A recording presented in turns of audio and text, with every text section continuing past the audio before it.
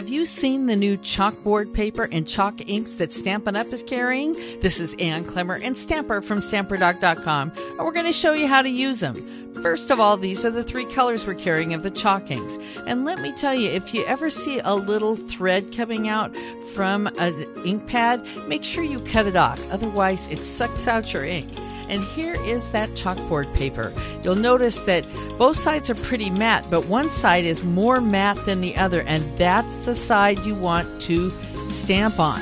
So back to those ink pads. They are very juicy, so make sure you get a re-inker when you get yours. I originally did this in the blue color, and it didn't show up as well. It showed up better in the video.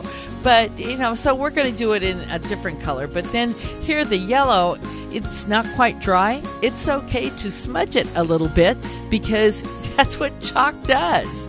So let's ink up the rose color with our Big On You stamp.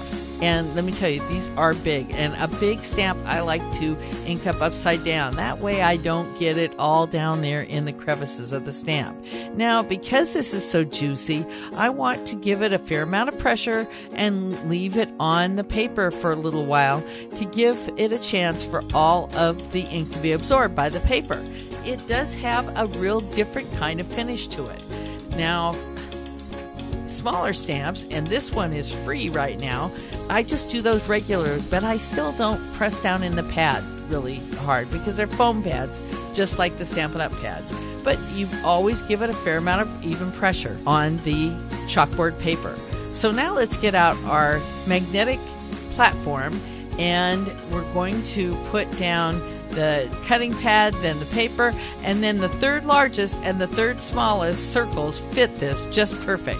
And by the way, you don't have to take notes here because if you're watching this on YouTube or another site, just go and click the link below and you'll be able to go directly to the post that has all of the details because we don't want you to miss out on anything because now we're going to put the card together.